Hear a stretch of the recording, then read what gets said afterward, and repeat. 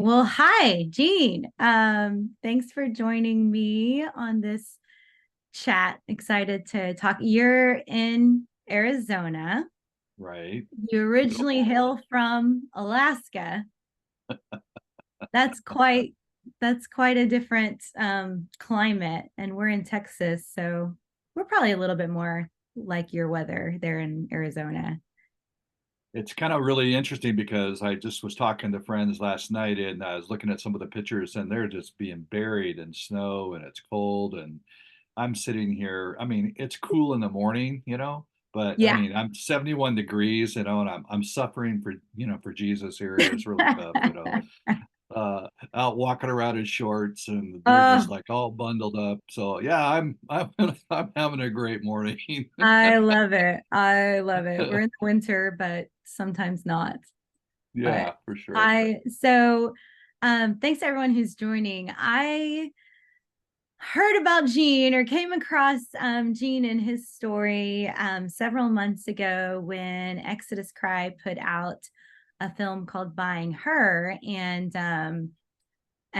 Gene is featured in that film, and he was here in Dallas sharing you were, and I just like, yeah, I was really just impacted by Eugene, and really I would say like just the way with which your heart posture was on talking about things like this, the hard things like sex buying and trafficking. And yeah, so anyways, we were talking about what we wanted to do for January for Human Trafficking Awareness Month, and we wanted to focus on raising awareness on the demand side of trafficking. And we're going to be showing the film Buying Her here in Dallas this month in January. And I could not think of anyone better that I wanted to reach out to really just have a conversation and bring people into this side of things. I think there's a lot of just really misconceptions, and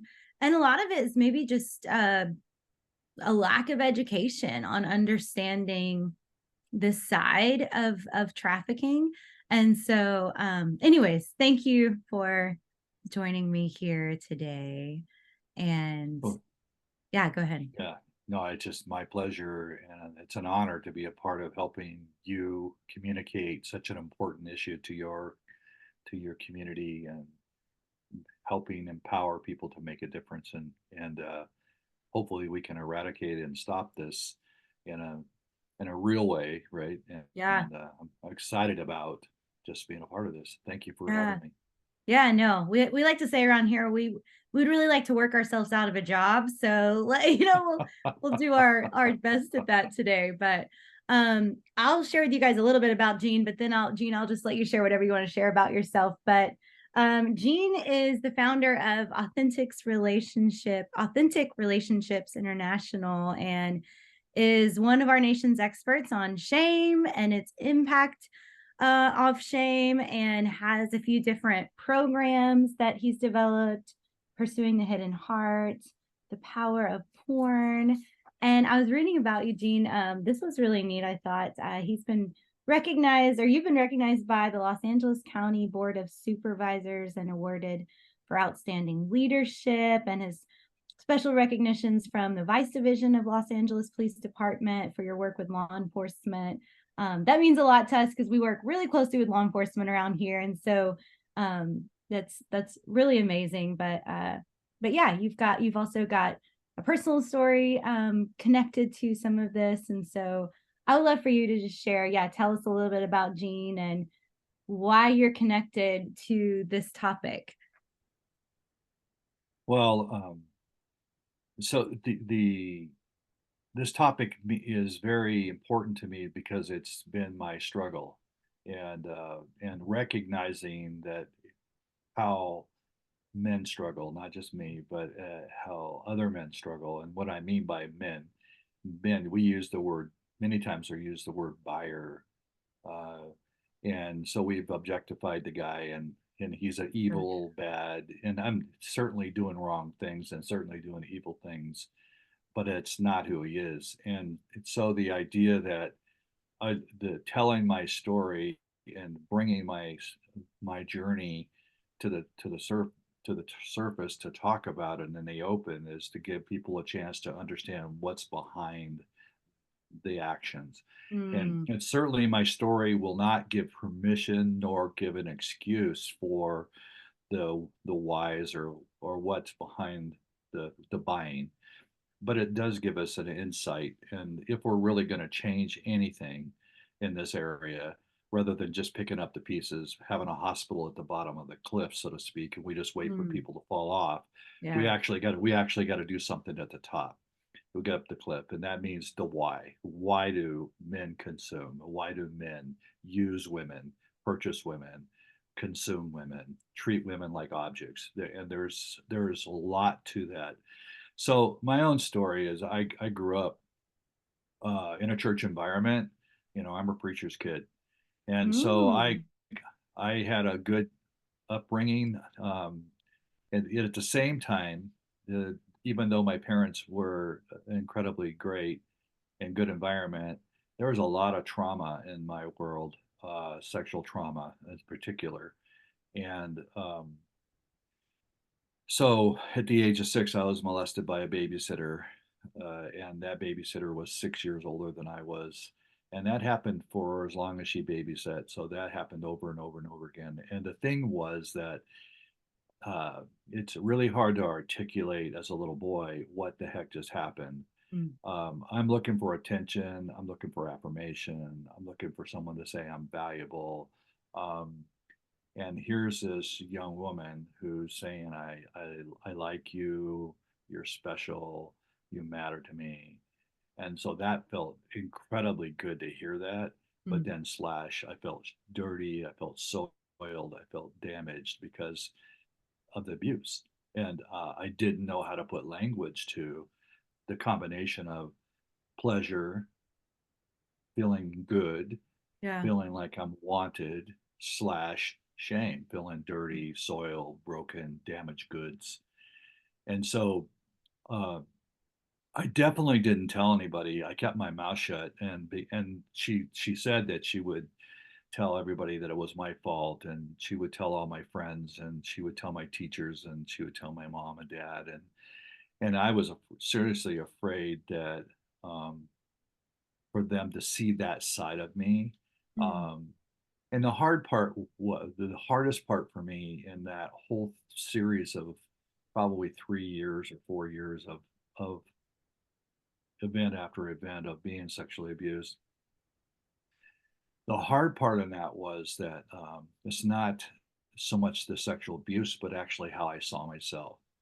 mm, And because I saw myself as damaged goods, I believed that I was broken and damaged and unlovable.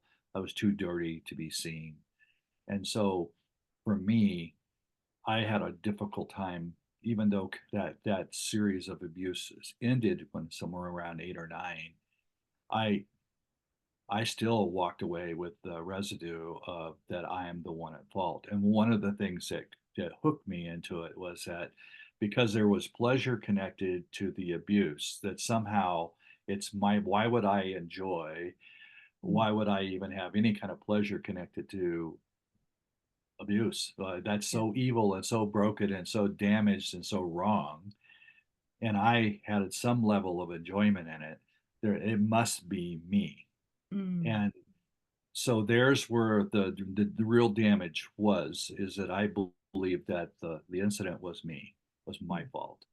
And so I carried that shame, and it had profound impact on my relationships. And at the age of 9, there's a boy that was brought into our home because he was going through uh, his parents were going through a divorce, and it was ugly, and so we kept him in our house to help kind of take him away from the trauma of all of that. mm, And the day he walked into our home, he stayed in my bedroom and in my bed, and he began to molest me as well. And that he was 6 years older than I was as well. And the thing was is that my dad was a an amazing man. So, but he was always busy because he was pastoring and roofing at the same time, wow. construction as well. So I didn't really see much of my dad at the Mm, time. And here's this older guy who's saying, "Hey, man, let's hang out." We did. we we did skateboards Hmm. and bike riding and baseball There was some playing, fun there and too. yeah, yeah. So I saw him as an elder in my life, you know, and so it was like a dad in one sense. And then the day he walked into my bedroom, he began to molest me. So I'm again having this thing happen to me that here's somebody who's given me affirmation, attention, um, but he is actually using me as well. Hmm. And the reason why I share those two stories before we jump into more of the other part of the story is that that had a profound effect on how I saw myself. Hmm. And so I just said, man, if I told anybody about what's happening right now and that I participated in that and I actually had some pleasure connected to it, Hmm. and even, well, you know, how are people going to perceive me? If they saw that, they would reject me, they would throw me away, they would punish me, they would call me a pervert or whatever the language I was concerned about. So I went inside. So everything that has happened from 6 to 12, which because that happened for almost 4 years, he stayed in our home. Okay, wow. And so this happened. So for quite a most of my early development, sexual abuse was a part of it. So shame and sex was weaved into the same experience. Hmm. And that has a profound impact on choices, how you live your life out. And at the very early age of 12, I was exposed to pornography. And so that started a whole nother route for me because it was like the sexual abuse. It was shame and pleasure connected to the same experience. Hmm. What I was seeing in the images was pleasurable and exciting and arousing. But at the same time, I felt dirty. I was like, oh, yuck, I don't like what's happening. I don't Yeah. like how we're depicting women. I don't like it, but I'm drawn to it. Hmm. And the confusion, the shame, and so I held on to it. I stayed in quiet, but I became a consumer of porn, and I began to get it. You know, go I'd steal it. I'd find it in other parents or other friends' houses. Yeah, The because this was parents hid it pre young. the internet. Back in the wagon No days. offense, but I'm just saying. Yeah, porn was only available over the counter. Yeah. So you couldn't, there was no It's such just thing as the crazy to internet. hear you say that I stole it because it's like, you know what I mean? Like that just doesn't even register Right, to any of us these days on like, well, why it's so available right. now. But Well, anyways, because porn, it literally, if you wanted to get it, you had to go into a store and it was behind a counter or it had a section for adults only. And so children were not allowed to buy or have access to it. So for me to get porn, I had to actually steal it or wow. sneak it or Yep. find it, what we call the overflow effect, which is that I go to somebody else's house and their dad had it hidden Yeah. somewhere. And so that whole thing of pornography became a huge thing for me. And when that first exposure to porn, when I opened that magazine for the first time, and that was in my uncle's shed. Uh, he had hidden it in a back shed. We Um, had a secret stash, and there was over 200 magazines. And when I um, opened that first magazine, it was like a drug injected in my veins. The excitement and the arousal was unlike anything I'd ever experienced, and it took the the abuse that I went through and put it on steroids. And the thing that was interesting about it now, because I can look back on it, what was really strong in me about that is it was secret. and this And was when you were 12, right? I'm 12. I'm 12. And this is when your mind is just being shaped about sexuality, about life, about values. Who are you? What does it mean to be a man? What is it, how do you relate with women? All that is being shaped. And so seeing that imagery was imprinting in my young mind. And what I saw in that is that I was I felt the desires and the pain that I was carrying, the confusion I had could all be expressed in the privacy of my home or privacy in the woods, but somewhere where I could have some alone time. So it wasn't relating with a person where there could be rejection or there could be hurt or someone could take Mm, advantage of me. I'm relating with a piece of paper. And so that person isn't going to come off reject. She's not gonna say Safer. no. She's not gonna shame me. And so I had a private relationship, and it sounds really weird now as I even talk about it. It's so weird, but I had a private relationship with a piece of paper with no chance of being hurt. Wow. And so it meant that I could get my needs met without ever having the risk. Wow. And truthfully, they weren't needs at all, and we'll get to that at some point. Hmm. But my perceived needs met, and so I took huge risks by getting it.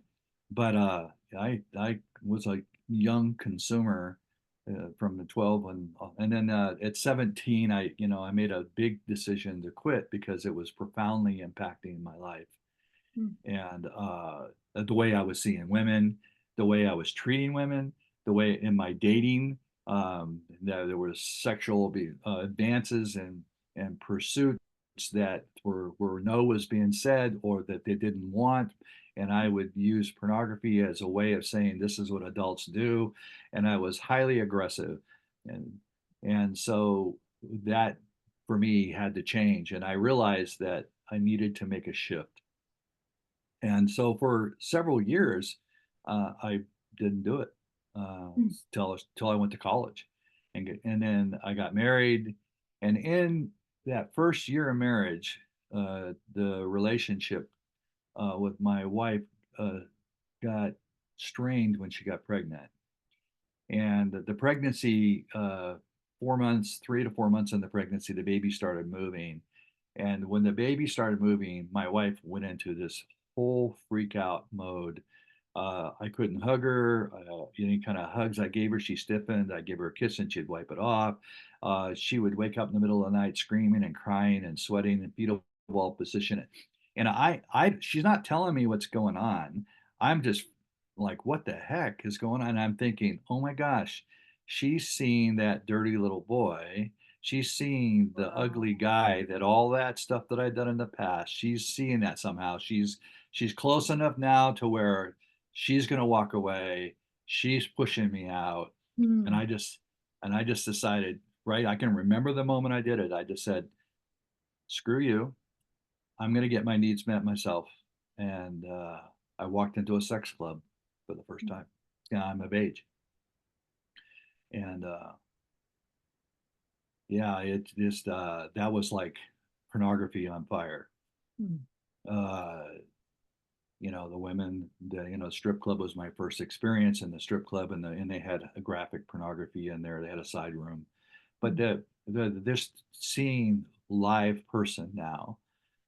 But see, again, it's interesting because that woman is live, but she doesn't know me. I don't know her. Hmm. It's totally, she's an object in my mind. Still She this doesn't know element my, of safety kind of thing. totally Hmm. private privacy. She doesn't know me. And my dollar determines what she'll do. Oh my gosh, I got plenty of money. I can get what I want without her knowing me or me knowing her. And Hmm. there's no risk involved.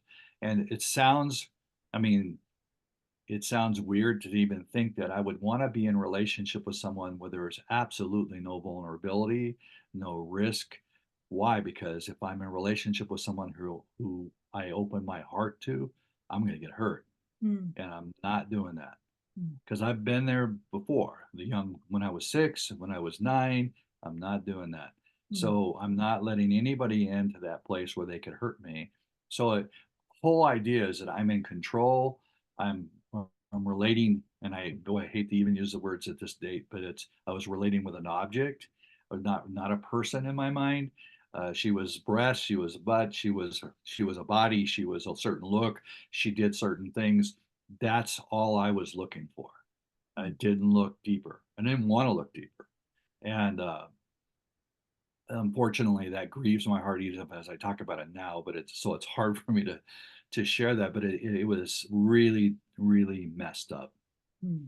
And so yeah, I didn't care. And the thing that bothers me the most in all of this is that I just didn't care or didn't even think what it was costing her to do any of the things that I asked her to do because money covered it. And as long as I'm believing that she's a commodity, that she's viable, that all I gotta, if whatever I'm asking for, the normal human being wouldn't do. So therefore, money will cover it. All I gotta do is pay more money, and I'll get more for my money. So Wow. the whole idea of commodity object is not about what it's costing her because she's not a person. I'm not caring about her. I'm caring about what I'm getting, Mm. and how much that's gonna how much of a high does that bring for me.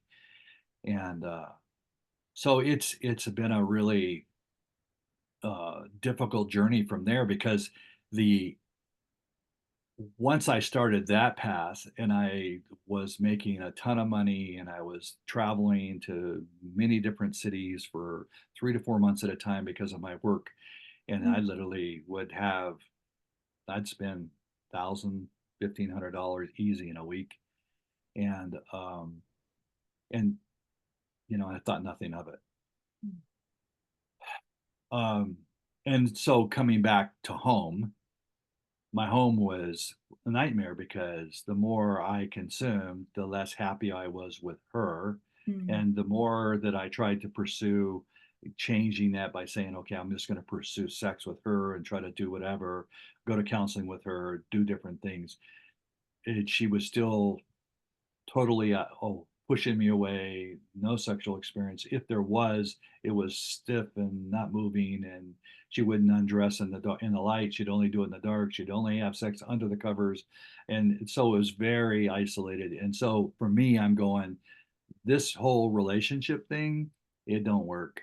I want something I can control. I get what I want. I'm not getting what I want in this relationship. And yeah, so I continued to pursue that stuff. The danger zone, which I didn't catch at the time, was that when you look at addiction, and this was an addiction, Mm. there's because when you're doing it, it's taking you out of your pain. It's mood Mm. altering. So if I'm feeling depressed, I'm feeling lonely, I'm feeling unloved, I feel like I don't matter, or I'm not valued, or I'm not respected, I just go do something that changes my mood. Well, that my Wow. drug was sex. Yeah. So it just changed how I felt. I was completely taken out of my mood, Mm. completely taken out of the situation. And so when I you do that, then what you did before isn't enough anymore. Mm. And what it requires is for you to escalate either in behavior or in the way the situation is. So Mm. escalation is either violent, or escalation is either more degrading. Things that I said I would never do ever, ever, ever now are becoming interesting.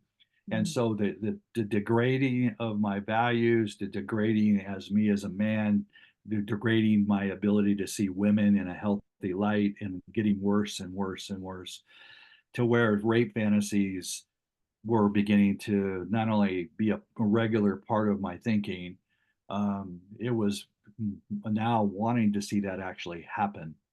Mm. But I always thought it was just a fantasy, and I never thought that it would ever cross that line. But one night I play racquetball. I do a lot. I'm pretty much an athlete. I do a lot of tennis, racquetball, basketball, all that. Okay. And so I went to the racquetball court, and it was late at night. It was a couple hours before closing, and I got out of my car, the back of this parking lot. And as I was getting out of my car, this woman walks by, and the woman fit every scenario that I'd ever been fantasizing about. And I just something went snapped inside, said, "This is your opportunity." I would have never, and I mean this with everything in me, I would have never thought I would cross that line. I Mm. never thought that I would actually have a real person in that scenario. So when I followed her to the car, I asked her a real simple question. Well, where is Walmart? And she gave me directions, and then I forced my way into her car, and I had my hands around her throat with a full intent to rape. And she asked me what my intentions were, and I told her, and she just like there is no words to describe but pure fear. Yeah, her eyes just completely expanded, and it was like somebody had because I was looking right at her, and it's just like somebody had just like slapped me across the face and said, "Hello, wake up. You're about to destroy another human being's life." And I know that sounds really crazy to most people, that I would not see her as a human being. And I think that grieves me the most in anything that I ever talk about, is that I feel like I was so lost Mm. in this whole thing of that she wasn't human. I could do whatever I wanted. But when I actually saw her face and I saw what it was costing her inside, it is like, "Hello, Gene, wake up. You're about to destroy another human being's life. What the hell are you doing here?" Mm. And I said, so all I had done at this point, which is bad enough, I had my hands around her throat, and I said, "You know what? I've made a serious mistake. I'm sorry." I let her go, and I got out of the car and I walked my own car, not even thinking. I was in la la land after that. And she got my license plate. She turned me in, and I got arrested. Wow. And nobody in the whole world would have ever known, because I was super performer on the outside. I was a pastor at that time, so I was a leader, and no one had a clue I had this secret thing going on. So, when I look back at it all, I'm going, how in the world did people not see that mess that was inside of me? But anyhow, so I was arrested, and that was the beginning place for me to make Mm. changes. It wasn't the end. I mean, there's no way that changed me. That was just a wreck that I needed to start the ball rolling. Mm. And so I know for me in sharing this story, I know that this will be profoundly hard for people to hear. And I am truly sorry that this story is that hard, and that my life has been in that journey, in that place. But one thing is for sure is, as if one damaged man can cause so much damage to others, what can one redeemed man do? And that's the difference, is that this happened 40 years ago. And so for the last 40 years, I've been in a journey of healing and change. And for the last 37, 36 years, I've been helping others break the cycle and change and turn, and speaking, everywhere I could, and, helping commit.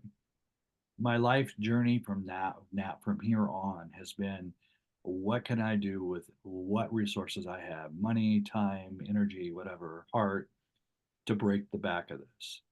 And so I'm not proud of my story. And that's something that I would even want somebody to say, "Oh, wow, I'm so proud of you." I don't need that kind of. What I am, though, is I want to see it actually break the back of the thing. Yeah. Because what I find is that there are tons of men just like me. Well, I mean, the fact that it's a large, we're spending tons of money doing it. And Yeah. so every person that's used, there's money behind it. And for every person that there's money behind it, there's a man there standing. So there has to be a consumer for it to exist. It will not exist if there's no consumer. And so, And you that's what I know, want people to know at the end of the day. This is why we're talking about this, is because you can't talk about trafficking without talking about the consuming part of it. It's right, economics. right. And this is where I think everything that's being, I spent the first 20 years of my life in the political law enforcement, arena, awareness, fighting this. And that's where I got my awards. And that's where I got work with LAPD, and I worked with LA County, because LA County is where all the porn industry is, the capital. So Yeah. 95% of all porn is made there.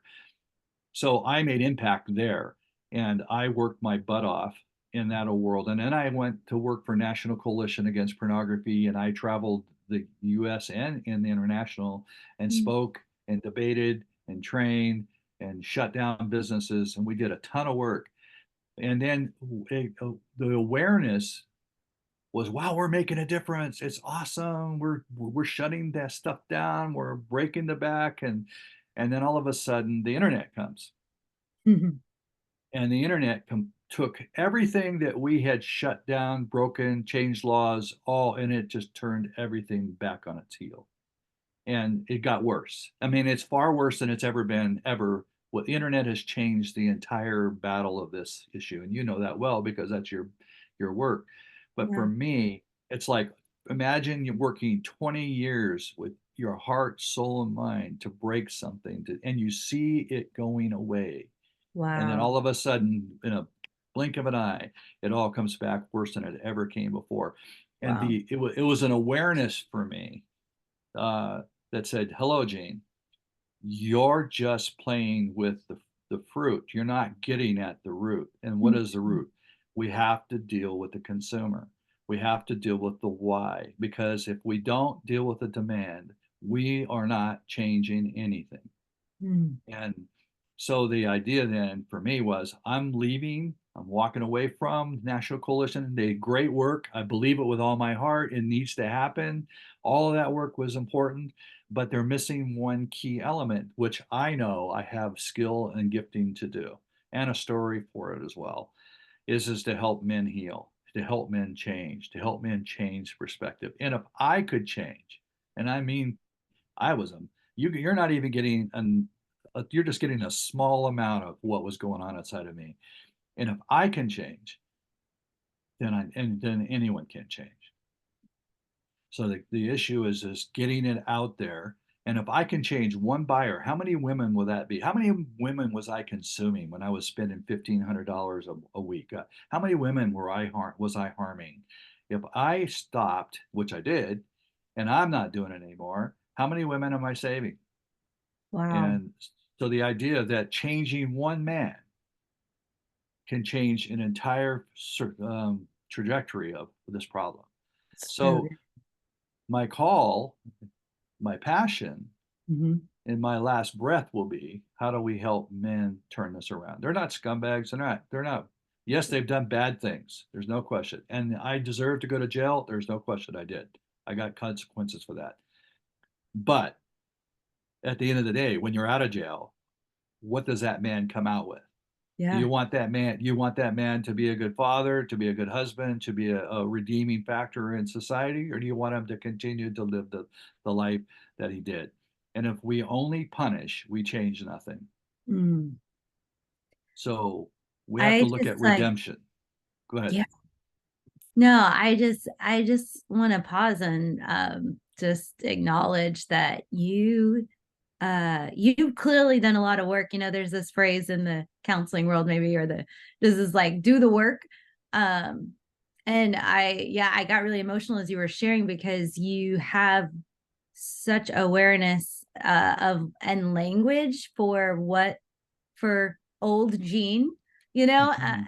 and to be able to have language is it's just really inspiring, just for any of us who all have stories of hurt and trauma and hurting other people. And yeah, I just want to say thank you, because it's inspiring to hear someone else have language for their old self, their shadow self, or the unredeemed versions of our former selves. And so I just have to, it was really impactful, just thank you. It's just very sacred to even have a space where these stories can be shared, because that it doesn't happen enough, Yeah. Yeah. and so thank you. And I love what you were just talking about, just kind of going into like why shaming doesn't work. And there's a lot of people.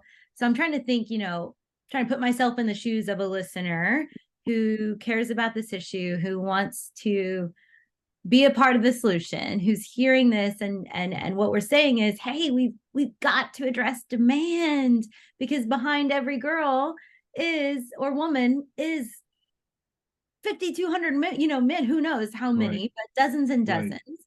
And Right. so we've got to look at it from this angle. And so then the next obvious question is, well, how? Like, what do we do?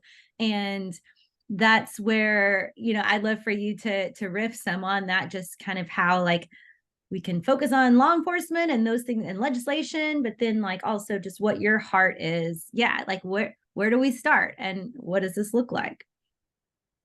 Well, boy, it's such a powerful. Um, Let me back up. There are two, if you don't mind, there are two key things very important for what it took for me to turn. Hmm. And I think if I start there, then I can actually answer that question better, I like if you it. don't mind. Yeah. Yeah. So the first one was is that when I got arrested, my entire world did exactly what I was afraid of, and they just everybody walked out. I mean, no, I mean everybody, Hmm. and and so my greatest fear became reality. And I get it. I mean, honestly, I look back at it and I get. I mean, I lied, I deceived, I lived a different life in front of people. People trusted me, and I hurt people. I get that this is a very difficult issue, and it ticks me off every time I see a woman get used and hurt. So I get all of that, but so I'm not looking for like, oh my gosh, you're such a victim. That's not where I want to go with this. Yeah.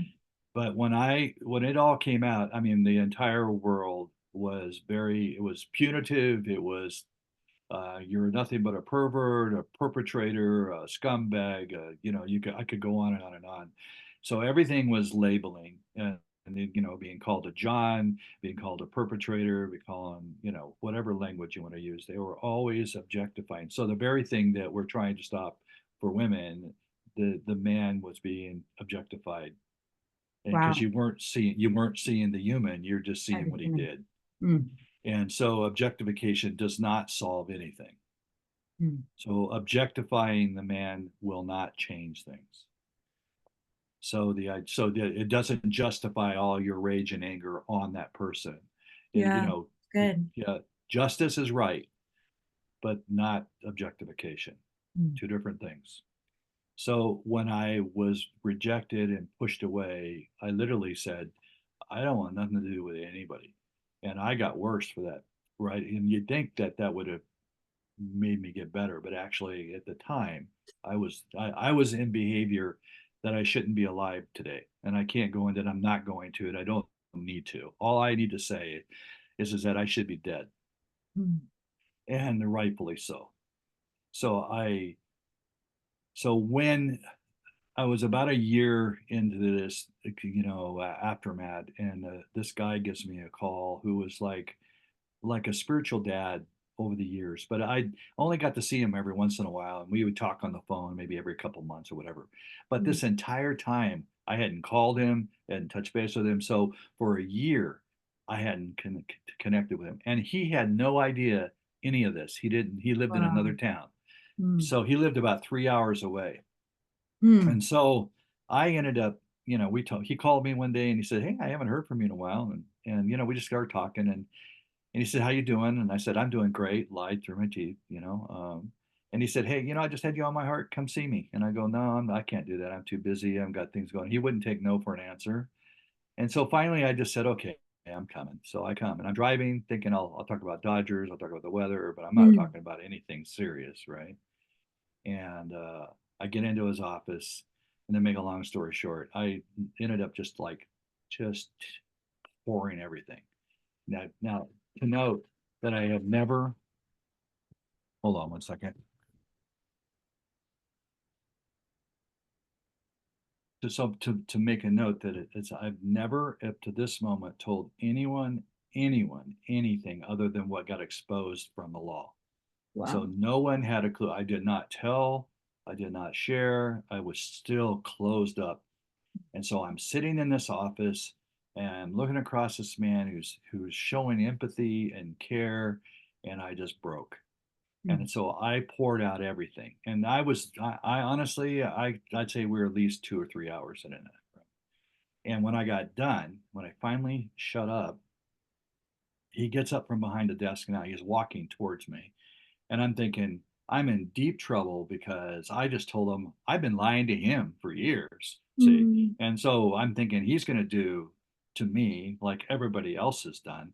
So I stand up and I have my fist clenched beside me, and I'm ready.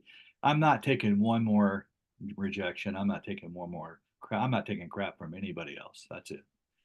And he just comes up and he just gives me this wrestler's hug. And he's literally, I mean, it's not some kind of limp thing. It's like he's hugging me. And he leans his head into my shoulder and into my neck.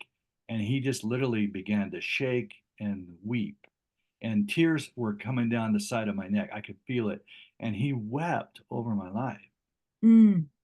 And for a good, seemed like forever, but for a good 5 minutes, that's all he did was just cry. And then he just said, I'm so sorry that you've never tasted God's heart towards your struggle. You're Mm. his son, and God wants to restore you. God wants to take this and turn this for good. And I want you to know I'm here to walk this out with you. I love you. Now, honestly, now that I was 30 years old Mm. and been in church all of my life. I never tasted what the heck he gave me. I didn't even know how to put language to what he did. But Wow. all I know is something inside broke. It flipped my heart. And I'm going, man, whatever the heck he just did, I want more of that. I want more of what he just gave me. Mm. And that was the starting point. That was the real start. I mean, obviously the arrest made the consequence, and that Yeah. was necessary. But what he did gave me the energy inside to change. And Mm. what I realize now is he broke through the shame. He broke through because he said, I see in his actions now. He didn't say these words. He I see the debris in your life. I see the mess that you've created. I see the things you've done. But that's not who you are. Who you are is much deeper than that. And so I want you to know I'm here to help you get to that. And I'm not going anywhere until we do. And it's like he's going, yeah, I see everything. I'm not Yeah. aware. I'm aware, but I actually see something more that you're not seeing. And what he did was he embraced the goal, the creation. God made me a man for his purpose, and Yeah. I had lost sight of that through Mm. my abuse and the things I'd done wrong and the messes I created and all of that. I couldn't see that gold any longer, but he did. That is profound because I'm going to come back to that in a minute because that's a life-giving, foundational, changing thing for anyone. And Mm. then the thing that was also important was the my perspective. So that was a heart change for me, but Mm. perspective, I still have the mindset. I've been consuming porn for all those years. Man, that is hard to change. That it's bigger than seeing the imagery. It's the concepts that it teaches, the principles Mm. that it brings, Yeah. the concepts that says I have the right to use a woman, that she's a commodity, she's just a piece of meat. She's all her value is reduced to what her breast, her butt, her legs, the symmetry of her body, her face. It's all she's all reduced to that. That's the thinking, and that somehow she owes that to me. Somehow sex is my number one need, and that's what she owes that to me. That's the Mm. whole idea of there's such fouled up, and we could spend 4 or 5 hours talking about how porn toxifies our thinking. But anyhow, so here I am. I've had 3 years of sobriety. I've 4 years of sobriety somewhere in there, and I had been clean and I was moving in the right direction, but I still had that toxic thinking, and it was playing out in my marriage. Saying that you married me, you you owe me sex. Sex is a part of my needs. You're supposed to meet my needs, and so it was more of a demand rather than it being a relational celebration. Mm.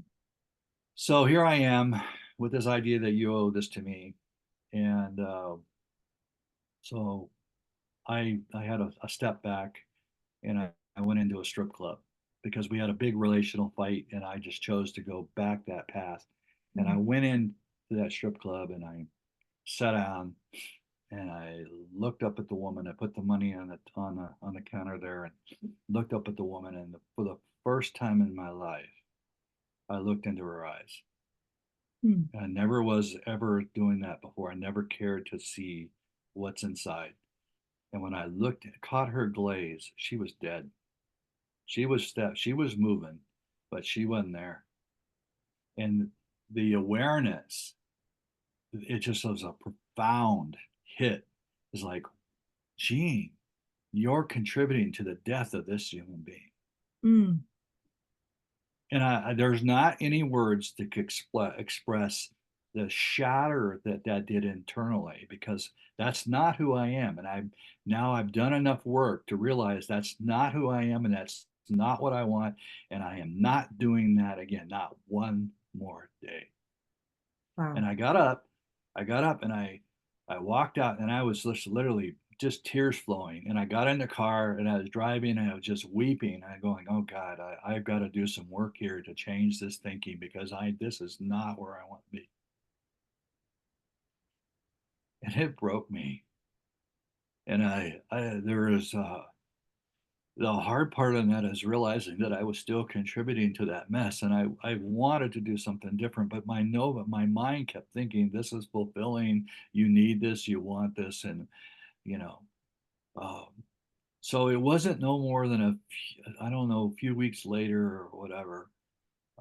My daughter was young, she was 13, and she was dating older guys, and I couldn't get her to stop, and she was going around me in so many different ways, and I was struggling with Mm. her. This one guy that was 29 asked her to go out at 14, and I said absolutely not, and she snuck out. And I'm not going to go into all that. It's her story to tell, but he date raped her that night. Mm. And when she came through the door, and I saw her face, because when I found out that she wasn't in home and that she had went out, I set up and I waited for her to come home. And when she walked through that door, she was crying, and I said, "What's wrong?" And she said, "Daddy, he just raped me, and now he's backing out of my driveway." Ooh. And I literally went through the front door.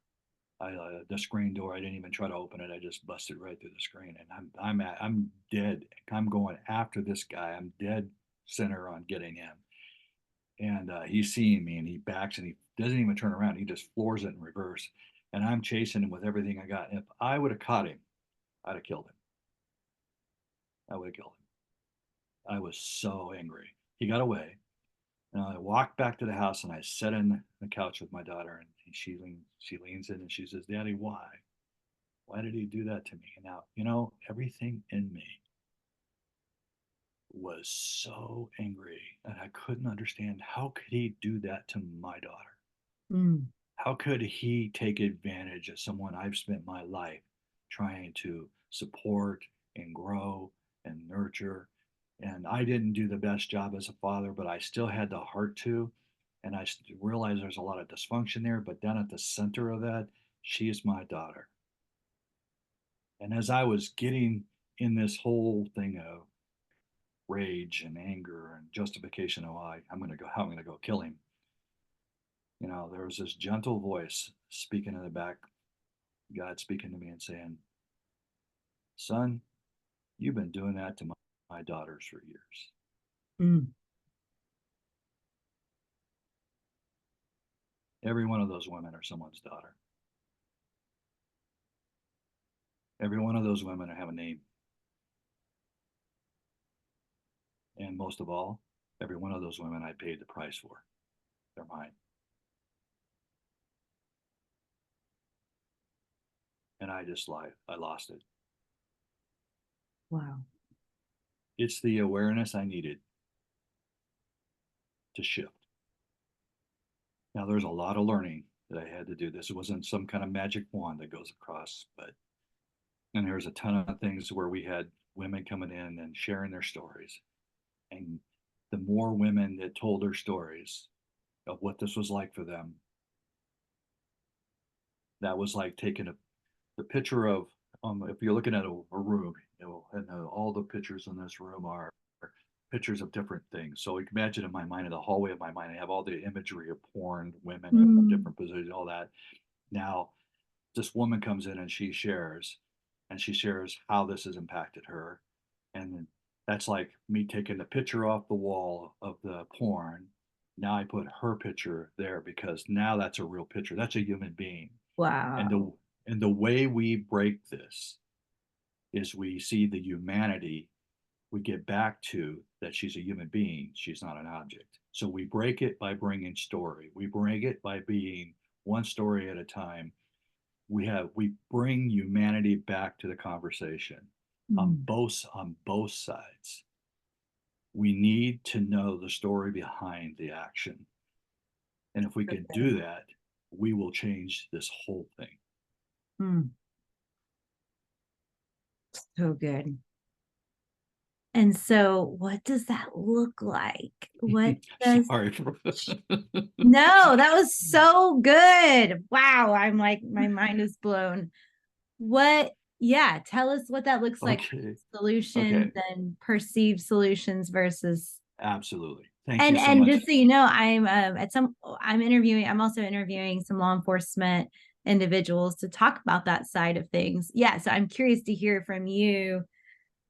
Yeah, what do you think? And the perceived versus helpful, you know? So, um, the thank you for allowing me to set those cornerstones that will actually help Was us so have this helpful. help Yeah. us have this conversation. And there's many more, but those are the bigger pieces. And so the idea is that we must have a place, a safe place where men and women, because women are buying too now. There's a large percentage of women buying, and so there's that whole thing that's changing. Mm, Um, so the idea of we must provide a safe place for people to get real, first of all, for people to talk openly without fear of punishment, without the fear of rejection, without the fear of what are you going to do to me? What is the cost? And so it's the fear of shame, it's a fear of abandonment, the fear of rejection, the fear of judgment that keeps people in secret. mm, And the only path for someone to come out, whether it's a story of the one who's been harmed or whether it's the story of one who's harming, yeah. it makes no difference. There needs to be a safe environment. And not only a safe environment, but a safe environment that helps them discover their true identity. And unfortunately, when I first entered the recovery, the groups were, hey, you must admit, and I want to hear it say, I am an offender or I am a sex addict. And Mm, and although I believe with all my heart that they need to be open, that is wrong because we are not our behavior. mm, We're not human doings. We're human beings. So I would not say to someone who is struggling with cancer, you are cancer. mm. Cancer's in you. To separate behavior from identity is such a key piece in recovery. So So good. providing a safe place for people to talk, to open, to get real, and then to receive affirmation for their dignity and be able to have conversation around their depravity, to be able to not put it under the rug, not have consequences. Oh well, you're a nice boy, so we'll forget that. No, consequences are essential, but that's not who they are. Mm, And so we need an environment that does that. And the only place that I know that has the calling to do that is the church. mm. I don't care what religion you're in. I don't care what flavor denomination you're in or what the title above, because the church is not a building. The church is people. And so Jesus died for people, and so not for a building. Yeah.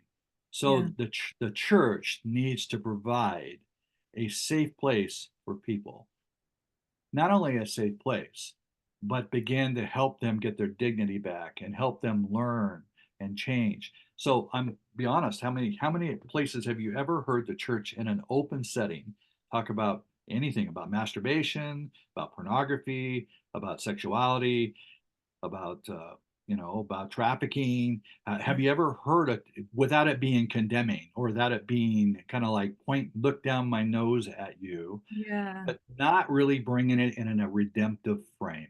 And Mm, so the more you condemn and shame a congregation, the more people go into hiding. so good. So having a safe place is essential.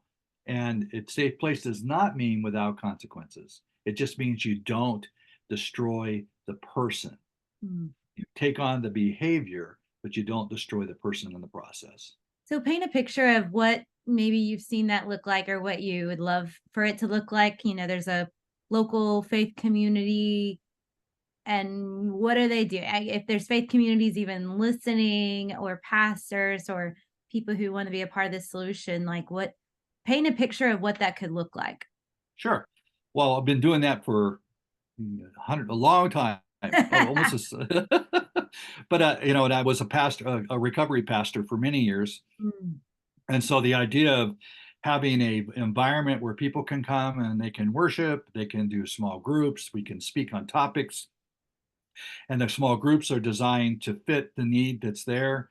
So maybe somebody's coming there for sexual abuse, maybe they're coming there because they're going through a divorce, maybe they're there because, and in this area alone, having, you wouldn't go trafficking, nobody's going to come to it, right? yeah. And you're not going to say those who have perpetrated. No, you're not going to do that either. So you're going to have ways to address issues, but have a different topic. Mm, So for me, I have two different programs out there that are, one's called Authentic Manhood, and what it does is it's a 3-day retreat, or it's a 16-week group, and what they do is the men come in and learn about masculinity. They learn about what does it mean to be a man. How do we show up in our marriage? How do we show up as a parent?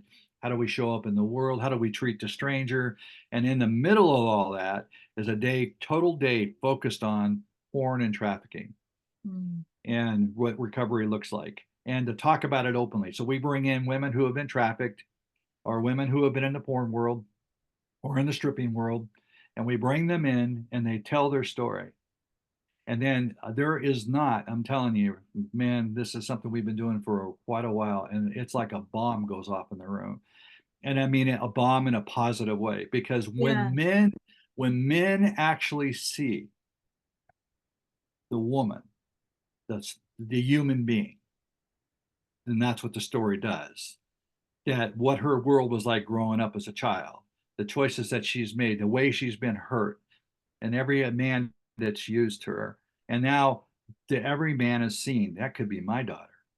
Mm, And when you get through with her story, there ain't a dry eye in a place.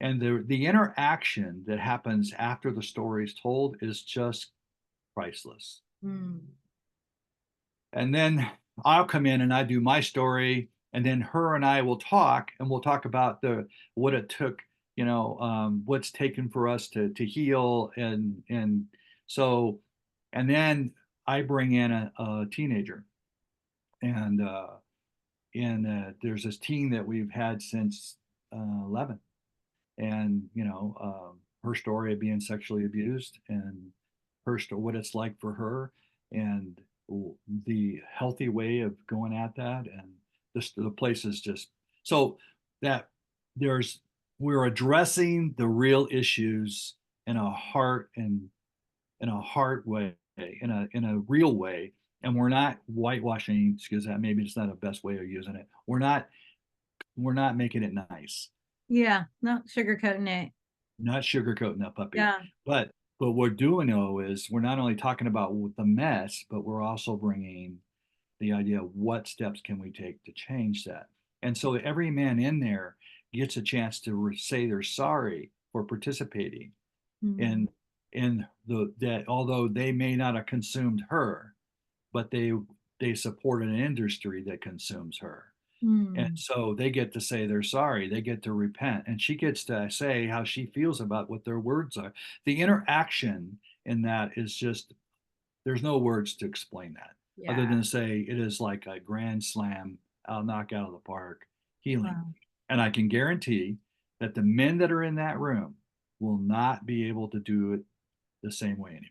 Mm, it's so powerful. So So, what I'm hearing is, if our communities can, work within their means and their own community to create safe spaces for men to feel safe talking about the hard things, to talk about the hard things, feel safe to talk about the hard things.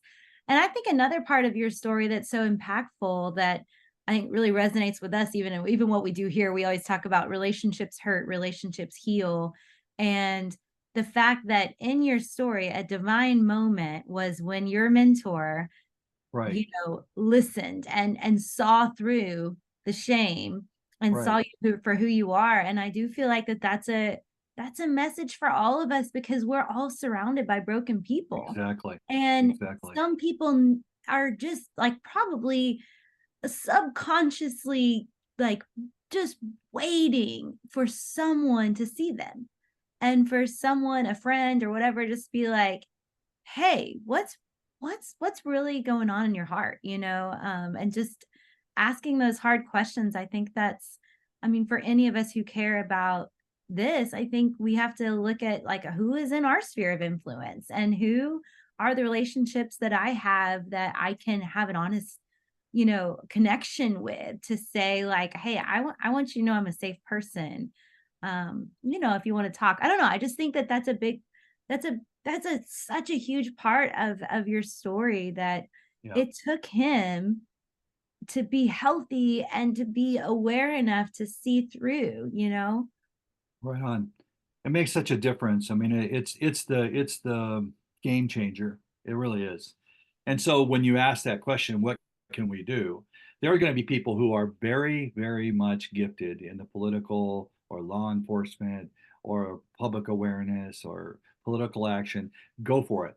That is, you go where your gifting lies. Go to But your where lane. we're, I love that. yeah, Go to go your for it. gifting. Go to your gifting. And we don't want to stop that. We need that more than ever.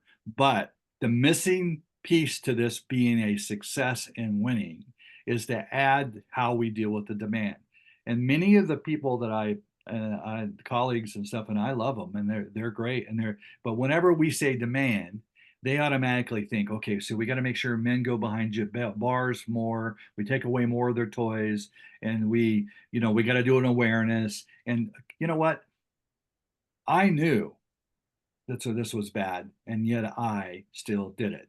And most of the men that I know that come in know it's wrong and Wow. know it's harmful.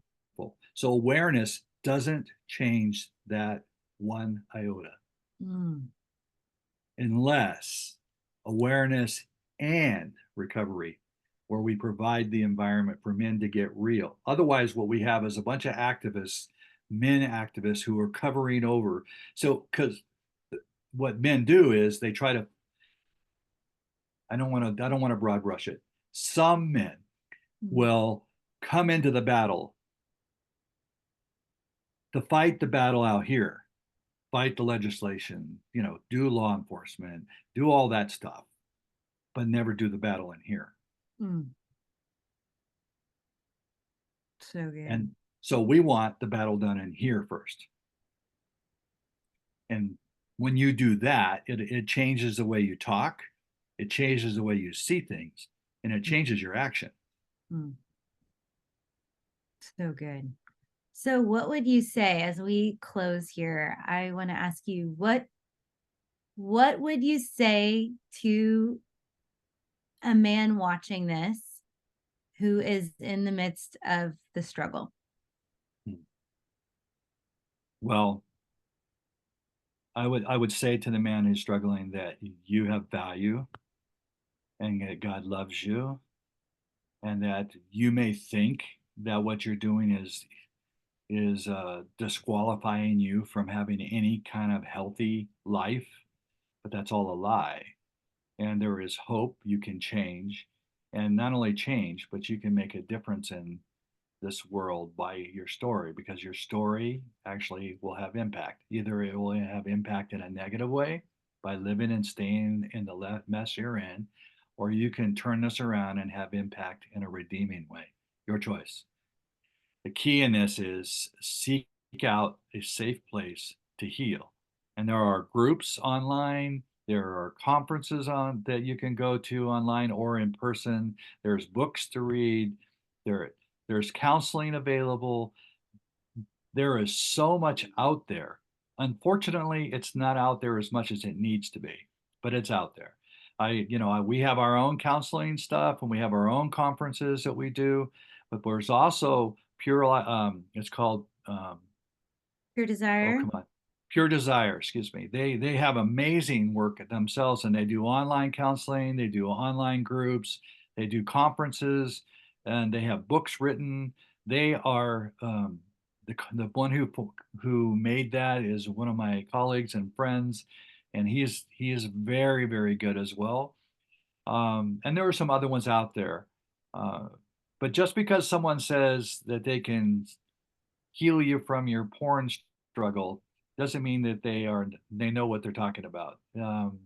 So I would say you want to do some searching, and even at the very least, contact me through my website, and I'll plug you into a place that works for you. You know, Yeah, we'll get you. Go ahead. and what we'll do is we'll post Gene's site and so some of these other resources he's mentioned below this video and on our site so that you can, yeah, just do some digging and see what's out there because there are Yeah. people who want to talk. Yep. Well, it's such an exciting conversation. I could talk all day with you. You have such a great heart, Lindsay. I'm Thank really, you. it's really good to see. I'm And excited. I'm excited to, yeah, to continue to talk about this. Gosh, there's so many things we didn't even hit. Oh, we might have to do a version two, a part two. But yeah, I think that what we hit was the most impactful, which is just your lived experience. Because there's nothing that yeah, that educates quite like story. So thank you Amen. for Amen. being willing to share in this sacred space. And thanks to everyone who's watching. So we will see you next time. Stay tuned.